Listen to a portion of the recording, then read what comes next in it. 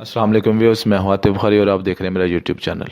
आज अकाउंटिंग का lecture number 7 जिसमें हम जर्नल के हवाले से देखेंगे कि जर्नल के अंदर एंट्रीज कैसे और किस तरह से की जाती है। सबसे पहले डबल एंट्री सिस्टम को समझते हैं, थोड़ा सा कॉन्सेप्ट्स हैं वो समझ के आगे चलते हैं। डबल एंट्री सिस्टम जब भी हम ट्रांजेक्शन करते हैं तो उसमें कुछ लेन देन होता है। लेन देन, एक चीज़ डेबिट और एक चीज़ credit, both aspect of transaction are recorded is called double entry system, जिसमें दोनों तरफ इक्वल अमाउंट आएगी, डेबिट और क्रेडिट, उसे हम डबल एंट्री सिस्टम कहते हैं और वो इक्वल होंगी। Single entry system, it means some time both aspect of the transaction are recorded, some time only one aspect of the transaction recorded, some time no aspect of transaction recorded. Single entry system में बाज़ दफ़ा दोनों record हो जाते हैं, aspects transaction के दोनों effects होते हैं, बाज़ दफ़ा एक होता है और बाज़ दफ़ा कोई भी नहीं होता।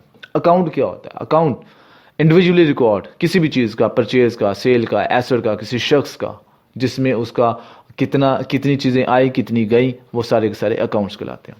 अकाउंट्स नॉमिनल अकाउंट्स होते हैं। नॉमिनल अकाउंट्स जैसा कि हमारे पास कोई नफ़ा नुकसान, एक्सपेंस, इनकम का जो अकाउंट होगा वो नॉमिनल अकाउंट कहलाएगा। रियल अकाउंट क्या होता है? जो कि हमारे पास रियल चीज़ें अवेलेबल हैं, जो बिज़नेस की प्रॉपर्टी में अवेलेबल हैं, उसे हम रियल अकाउंट्स कहते हैं। जो मसलन ऐसी चीज़ें जो कारोबार की मलकियत में, मसलन क्या क्या हो सकता है, लैंड, बिल्डिंग, मशीनरी वगैरह, ये सारी क्या हैं आपके पास रियल अकाउंट्स कहलाएंगे। पर्सनल अकाउंट, ऐसे अकाउंट्स जिनके अंदर सिर्फ डाटा रखा जाएगा पर्सन्स का, मसलन डेटर का, क्रेडिटर का, किसी बैंक का, किसी ऐसे शख्स से जिससे आपने पैसे लेने हो, वो आपके पास पर्सनल अकाउंट्स होंगे। जर्नल क्या होता है? जर्नल एक ऐसी किताब है जिसमें हम क्या करते हैं, तमाम की तमाम एंट्रीज को रिकॉर्ड करते हैं date wise. A book in which the transaction are first of all recorded chronological, means के date wise, together with the short description, जिसे हम नरेशन कहते हैं, is called book of original entry या prime entry या first entry, हम उसे नाम देते हैं। जर्नल एंट्री में क्या होता है? डेट वाइज ट्रांजैक्शन की जाती है, एक चीज़ डेबिट होती है और एक चीज़ क्रेडिट होती है, और उसमें थोड़ा सा एक्सप्लेनेशन, शॉर्ट डिस्क्रिप्शन दी जाती है कि ये ट्रांजैक्शन है कि चीज़, उसे नरेशन कहा जाता है। जर्नलाइजिंग, रिकॉर्डिंग, ट्रांजैक्शन को रिकॉर्ड करने को जर्नलाइजिंग भी कहा जाता है। Entry a record of business transaction is called entry. Entry compound होती है और सिंपल एंट्री होती है। सिंपल एंट्री में सिंपल हम जैसे कह सकते हैं, कंपाउंड में जब दो या एक चीज़ डेबिट हो, दूसरी जगह पे क्रेडिट हो, तो वो तो सिंपल एंट्री होगी। लेकिन अगर एक जगह पे डेबिट दो चीज़ें हो और क्रेडिट एक चीज़ हो, या एक डेबिट हो क्रेडिट दो हो, तो वो कंपाउंड एंट्री कहलाएगी। It means the account in which more than one account is debited और credited is called compound entry. Narration, short explanation of the transaction, जो ट्रांजैक्शन का उसमें आपने जर्नल एंट्री के अंदर शॉर्ट एक्सप्लेनेशन बतानी है, वो नरेशन कहलाएगी। लेजर फॉलियो ये वो पेज नंबर होता है। हम जब कोई ट्रांजैक्शन रिकॉर्ड करते हैं तो उसके ऊपर L F means ledger folio लिखते हैं, जिससे मुराद है कि ये फलां पेज के ऊपर इसका अंदराज किया गया है। जी, जर्नल एंट्री करने का तरीका का डेबिट और क्रेडिट के लिहाज से देखेंगे। डेबिट जो है वो हमारे पास लेफ्ट कॉलम होता है और जो क्रेडिट है वो राइट कॉलम होता है। इन फाइनेंशियल अकाउंटिंग कीपिंग के अंदर क्या होता है? D R debit indicates the left side of the ledger and credit और indicate the right side of the account. जी, सबसे पहले डेट का कॉलम होगा, पर्टिकुलर्स होगा, एलएफ लेजर फॉलियो लिखा जाएगा, डेबिट अमाउंट रुपीज लिखा जाएगा और क्रेडिट अमाउंट रुपीज लिखा जाएगा। मसलन कारोबार के अंदर पैसा लगाया गया, कारोबार का आगाज किया गया, कैश अकाउंट डेबिट होगा 5 लाख रुपए से, और टू कैपिटल अकाउंट क्रेडिट होगा 5 लाख रुपए से, और नीचे बिजनेस स्टेटस के हवाले से कि आपने बिजनेस स्टेटस के अंदर ये इसने क्या इफेक्ट किया, यानी कि बिजनेस स्टार्टेड विद कैश, ये कारोबार के अंदर इजाफे का बायस बना।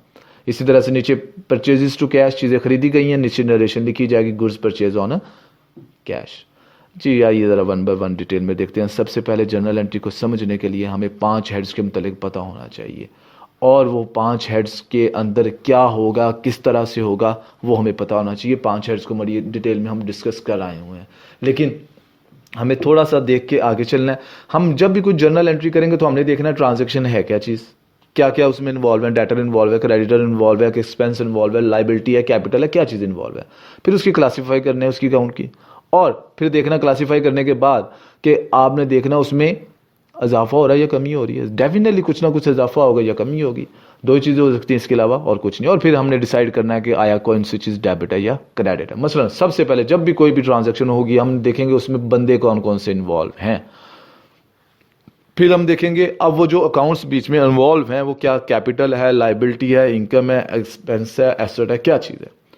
अगर तो उनमें इंक्रीज आई, मसलन कैपिटल, लायबिलिटी और इनकम है, तो उनमें अगर इंक्रीज आई तो वो क्रेडिट होंगी और अगर डिक्रीज हुई तो वो डेबिट होंगे। एसेट और एक्सपेंस हुए, अगर उनमें इजाफा हुआ तो वो डेबिट होंगे, कमी हुई तो क्रेडिट होंगे।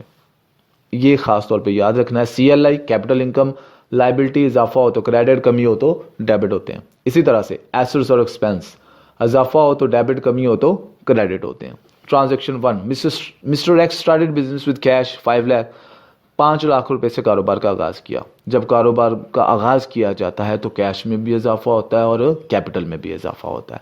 कैश एसेट है, देखें लिखा हुआ है इंक्रीज इन कैश, कैश क्या है, एसेट, एसेट में इजाफा डेबिट, हम ऊपर से देखें अगर इंक्रीज हो तो वो डेबिट होता है। एंड इंक्रीज इन कैपिटल, और सरमाए में भी इजाफा हुआ, कैपिटल में इजाफा हो तो वो क्या होता है, क्रेडिट। जी, कैश टू कैपिटल नरेशन बनेगी, कैश अकाउंट डेबिट हो जाएगा और कैपिटल अकाउंट क्रेडिट हो जाएगा, और नीचे नरेशन लिखी जाएगी बिजनेस स्टार्टेड विद कैश। जी नेक्स्ट देखिए ट्रांजैक्शन 2, अगर बिल्डिंग खरीदी जाए तो डेफिनेटली बिल्डिंग में इजाफा होगा, बिल्डिंग हमारे पास आ रही है और बदले में कैश जाएगा, कैश जा रहा है। तो अब देखिए एक चीज़ आ रही है और एक चीज़ जा रही है, बिल्डिंग भी एसेट है और कैश भी एसेट है, दोनों एक में इजाफा हो रहा है, एक में कमी हो रहा है। जिसमें इजाफा हो रहा है, एसेट में इजाफा हो तो वो डेबिट होता है, बिल्डिंग एसेट में इजाफा, और कैश में कमी आ रही है, वो आपके पास क्रेडिट हो जाएगा। नेक्स्ट ट्रांजैक्शन 3, गुड्स परचेज किए फॉर कैश, गुड्स खरीदी है, एक्सपेंस है, परचेज अकाउंट में इजाफा डेबिट, एक्सपेंस में इजाफा डेबिट, कैश में कमी क्रेडिट। ट्रांजैक्शन 4, परचेज किए हैं गुड्स ऑन क्रेडिट, उधार पे किए हैं, तो परचेज एक्सपेंस में इजाफा डेबिट, और दूसरी तरफ आपने पैसा नहीं दिया बल्कि मिस्टर एम से चीज़ें खरीदी ऑन क्रेडिट बेसिस। जब चीज़ें उधार पे खरीदी जाएं तो क्रेडिटर्स में इजाफा होता है, क्रेडिटर में इजाफा हो तो उन्हें क्रेडिट करते हैं। जी, goods return by mister M ने चीज़ें वापस की हैं तो गुड्स परचेज करने की जो एंट्री थी उसको रिवर्स कर दिया जाएगा। मिस्टर एम जो हमारी लायबिलिटी थी वो कम होगी तो वो डेबिट हो जाएगा, और हमारा खर्चा भी कम होगा जिसे परचेज रिटर्न के नाम से दे दिया जाएगा, वो क्रेडिट हो जाएगा।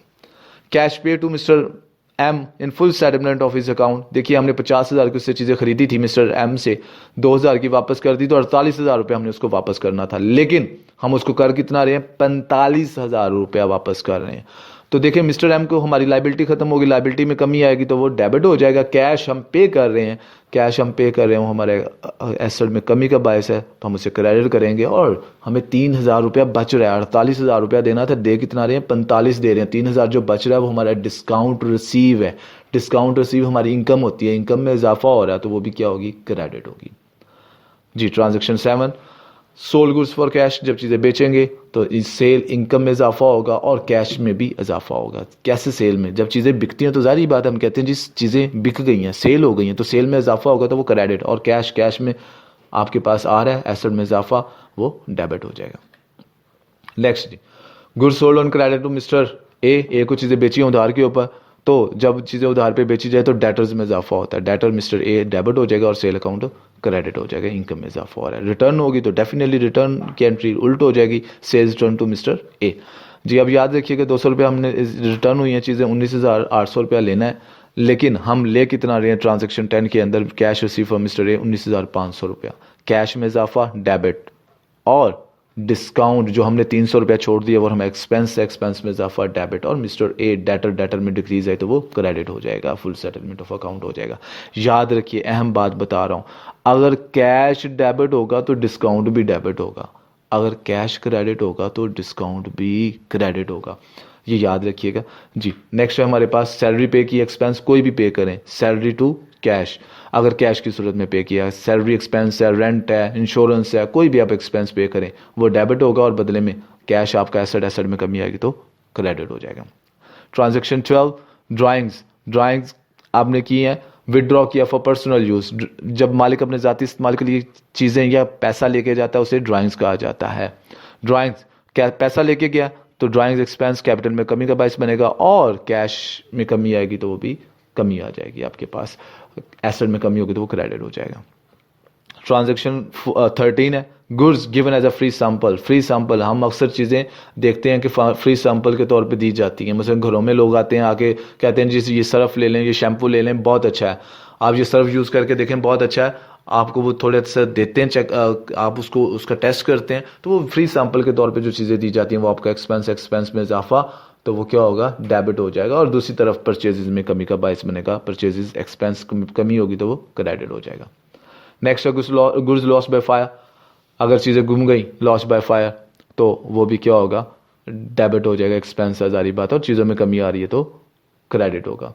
जारी बात है, चीज़ों में जब इजाफा होता है तो हम उससे डेबिट करते हैं, कमी हो तो क्रेडिट करते हैं। Goods by left, loss by theft, जी लॉस बाय थेफ्ट हो जाए, लॉस बाय थेफ्ट वो भी लॉस है आपके पास, वो भी डेबिट होगा। और चीज़ों में कमी आ रही है तो वो भी क्रेडिट हो जाएगा। गिवन, चीज़ें गिवन एज अ चैरिटी दे दी गई, goods given as a charity दे दी गई, तो एक्सपेंस, चैरिटी एक्सपेंस डेबिट होगा। और चीज़ों में कमी आ रही है तो वो क्रेडिट हो जाएगा। Next,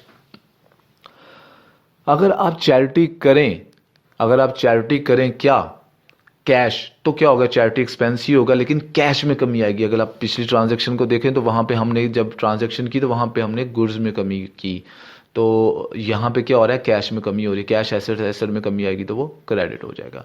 transaction number 18, cash withdraw for business use, business use के लिए लिया आपने, बैंक में से पैसा निकलवाया, बैंक में कमी आएगी और कैश में इजाफा होगा। कैश एसेट, एसेट में इजाफा डेबिट, बैंक एसेट, एसेट में कमी क्रेडिट हो जाएगा।